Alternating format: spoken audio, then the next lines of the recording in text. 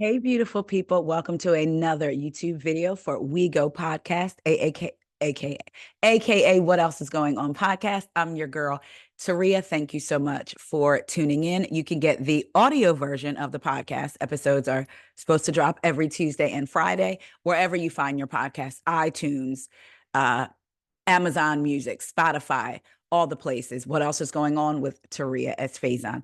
I want to take a moment. I hope y'all can't hear the outside, but I want to take a moment to truly thank every single subscriber. Y'all, I am now at, I think, 1,300 subscribers. And my first milestone, well, I guess my second because it was 500 and then I got to 1,000 yesterday. I want to thank y'all so much. So yesterday I was on Kempire's Live. We discussed Martha's Vineyard, RHOP News casting, Tamar and K. Michelle and Atlanta. And he said he was going to get me to 1,000. I was at 886. And y'all have gotten me to over 1,300. And I was so happy. I'm still smiling. I'm still smiling. I'm grateful. I'm thankful because you could support multiple other content creators. And I'm just happy to be in the number. Again, I appreciate y'all so much. I had such a good time.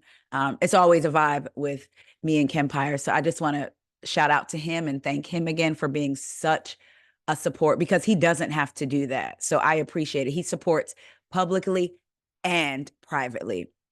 I can say that. So I appreciate him so much. So thank y'all. I will never get tired of thanking y'all for your support. Thank you for helping me grow this thing, y'all. So a couple things I want to talk to y'all about. So I was minding my business by way of TikTok, right? The other night, no housewives were on. So I was just like scrolling or whatever. And, oh no, I was reading an article. I think I was on Twitter and I was looking at Love and Marriage DC conversations. I had looked at the hashtag, right, to see what y'all was talking about or whatever.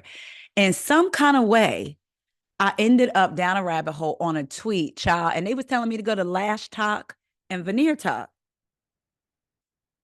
Child, so I hopped right on over to TikTok. And when I tell you that drama, you might as well be a housewife. Girl, the people is talking about the lash tech industry is dying. Other people are saying, no, it's not. They talking about how much people charge, calling other lash techs out, talking about clusters, all of that stuff. When I tell you, I was scrolling, getting my life like, I was telling my husband, look at this. Child, one of the stories, the lash tech was videoing her, the lash technician was videoing a client, the client had lice in her eyelashes and didn't tell the person who was doing her lashes and got mad when the lady was like, she cleaned her up, washed her still and everything, but didn't do the lashes and was like, I can contaminate me and my other customers. And girl, the lady got mad and was like, I want my deposit back. Man, you could have infected all of us. So I fell down a rabbit hole. And then I had jumped over to Veneer Talk. Now, why didn't y'all tell me? I did not know. They're giving certifications for people to do veneers. Y'all know what the veneer process is. They shave down these teeth and then put the veneers on top. And I forget how often you have to get the veneers redone or what have you. I actually saw a TikTok where two girls were talking about what you need to know before you get veneers. And they were talking about not being able to bite into apples. And I don't know if this was everyone's experience. Maybe they went to a certified veneer technician and not a dentist. But anyway, like not being able to bite into apples, being sensitive to different things. I mean, it was a lot. So I need to talk about these veneer techs. People are paying a couple $1,000, might be a little bit more than a couple thousand, but you know what I mean, to go get a certification to be able to do veneers, y'all. I'm telling you. And I was looking at some of these horror stories and I was like insane. So I just want to read y'all this. So this is according to Madame Noir. Tales from TikTok. Are veneer techs ever even real? TikTokers have questions after unlicensed Chicago dentist gets arrested. So y'all might have heard about this. Now, this was supposed to be a dentist. They were unlicensed. But again, they are They have courses for people to become certified veneer techs, not dentists. But this is a different story. In the latest tales from TikTok, the platform's users offered opinions about whether or not veneer techs were real. From the social media platform to news headlines, patients reported irreversible, these are your teeth, irreversible cosmetic damages at the hands of these techs. Over the past couple of weeks, enraged social media users have taken to the buzzing veneer tech TikTok category to offer their 2 cents about paying scam artists for illegal veneer services. Other shameless users have called out people for not knowing better than to fall for scams, while medical professionals have proposed medical, legal, and financial advice. I will say this. I think sometimes even smart people, when they want something so bad, and not saying that people aren't smart, but I mean, people that don't normally fall for scams, sometimes you're so desperate or want to believe something so bad, and you've done research in quotes. Oh, like, oh, this seems good. And they had to go to school, mind you, take a class, and they just take a chance. People that normally would be rational thinking human beings, like, I'm not coming and getting my veneers done in your dining room or your kitchen like I would my knotless braids. And I don't even want to do that. I'd rather be in the shop. But you know what I mean? Let's continue.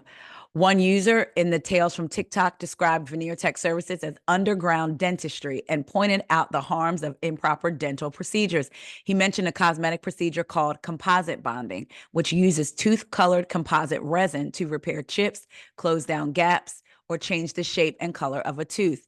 Dentists use dental adhesive to bond veneers to the teeth of their patients. Unlike a veneer procedure, dental bonding is reversible. In the video, the disappointed user asked, "Why are you going to let somebody play in your mouth?" A dental student also took to TikTok to share her perspective on veneer techs. Do not go to a veneer tech. This is a scam. If you save your money now by getting veneers done by a veneer tech, you're definitely going to have to spend money in the future fixing irreversible damage, she continued in the TikTok video. An informative dental professional chimed in on veneer tech TikTok about the importance of board-certified dental specialists who work to manage teeth. Oh, unlike veneer techs, child, Madam New, are you going to need to proofread? But unlike veneer techs, dental lab technicians who usually make veneers must pass a certification administered by the National Board for Certification in Dental Laboratory Technology. However, veneer techs have become a phenomenon in the Black community, especially in cities like Atlanta. In the headlines, a Chicago woman is facing charges for operating an illegal dental practice since registering her business July of 2023. Y'all. Among these underground techs, Monica Davis is under police investigation for operating illegal dental procedures in Chicago. According to CBS News, the embattled entrepreneur rose to TikTok fame after promoting low-priced dental services through her business, Veneer Expert. Davis's business boasted 2,000 composite veneers and bright upgraded smiles all over its Instagram page and offered services in both the Windy City and Las Vegas, Nevada. However, some patients reported leaving unsterilized procedures with disconnected braces, no space to floss, or other traumatic consequences. For example, tattoo artist Ralph Jones sought out Davis for a fresh smile, expecting the veneer set to last 8 to 10 years.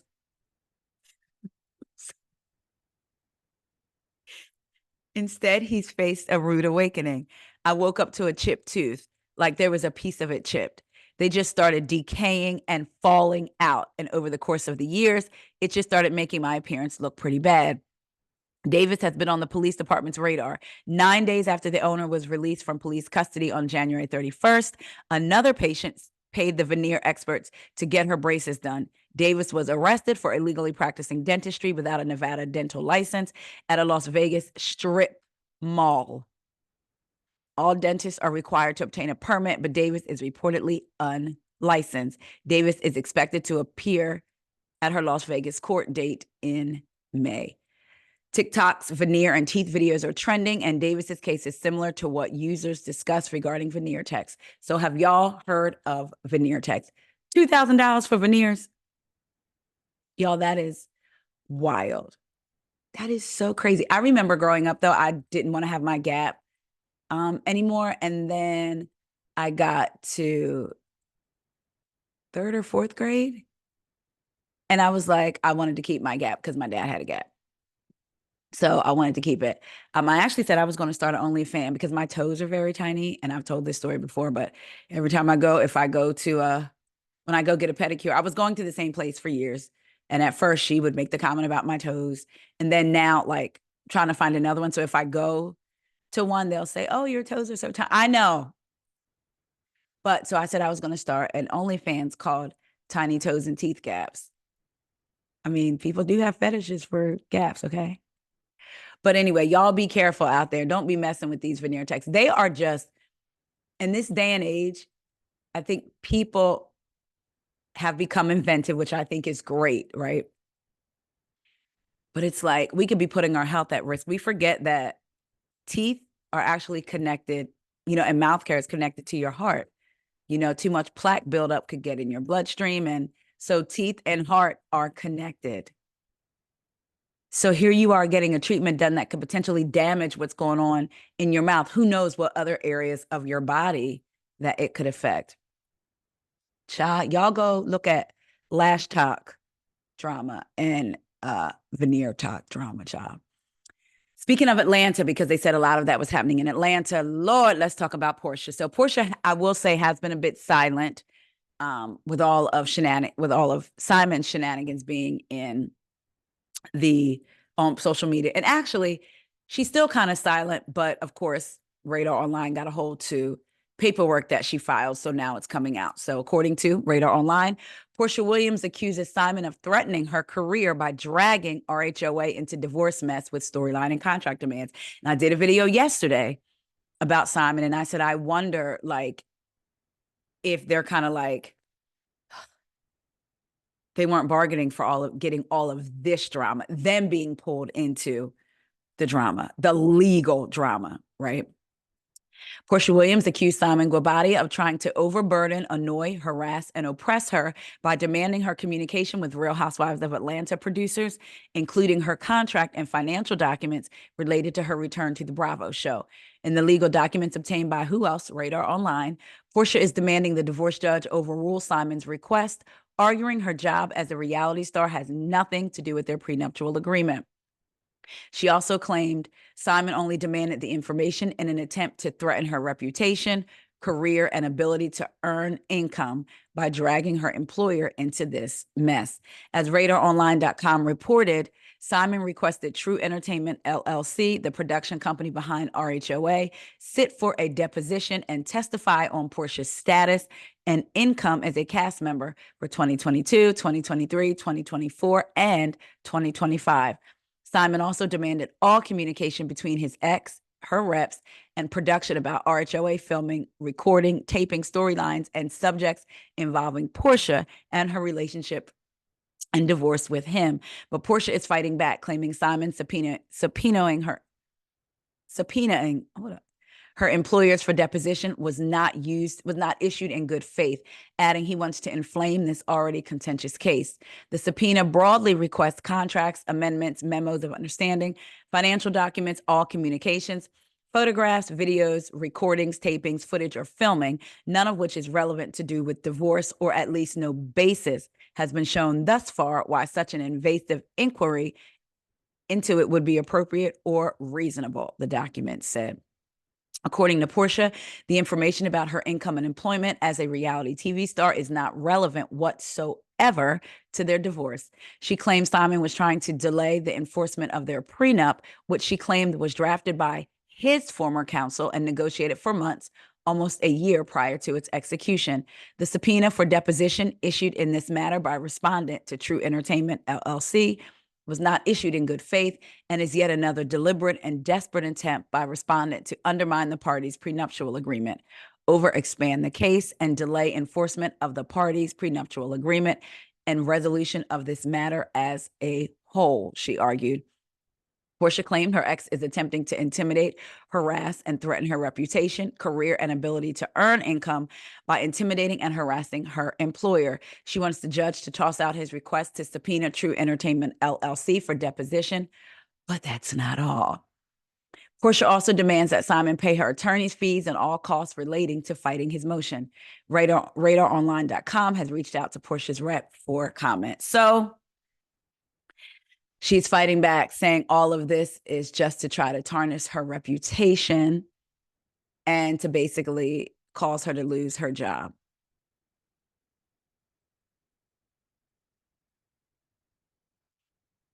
Again, cameras aren't capturing this. The entire story is playing out for us. What is there going to be for us to watch with her next season?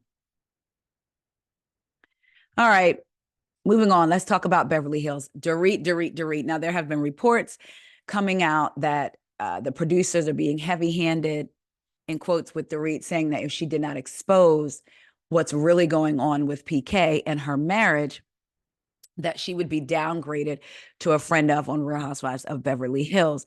She's supposed to admit that PK has moved out and is staying at the Beverly Hills Hotel. So this is according to the Daily Mail. Dorit is having a family crisis at home that is worse than anyone knows. A source has told dailymail.com her husband PK has moved out of their LA home. He is now staying alone at the famed Beverly Hills Hotel. If she doesn't start talking about it on RHOBH, producers will demote her. And Dorit is facing becoming a friend of on the show with only 3 episodes. So that's what the Daily Mail was reporting. However, and I thought I had it pulled up. Give me a minute. New reports have come out. Give me a moment. New reports have come out. According to Radar Online, Dorit Kemsley not facing RHOBH downgrade. PK hasn't moved out of marital home. Dorit Kemsley is not facing a demotion on the next season of Real Housewives of Beverly Hills. Sources close to production and pals of the star told RadarOnline.com amid reports that if she doesn't come clean about her alleged marital issues with her husband PK, she'll be downgraded to friend and only featured on 3 episodes. That's not true. One insider with knowledge of the situation shared on Monday. That was backed up by 2 more sources connected to the reality star, with one telling RadarOnline.com that Dorit will not be downgraded and fans will see her this season. Another insider close to production scoffed at the demotion rumors, claiming producers don't give cast members ultimatums like that. 2 insiders say they hadn't heard anything about PK allegedly moving out of their marital home, with someone close to the couple sharing with RadarOnline.com that it's totally false.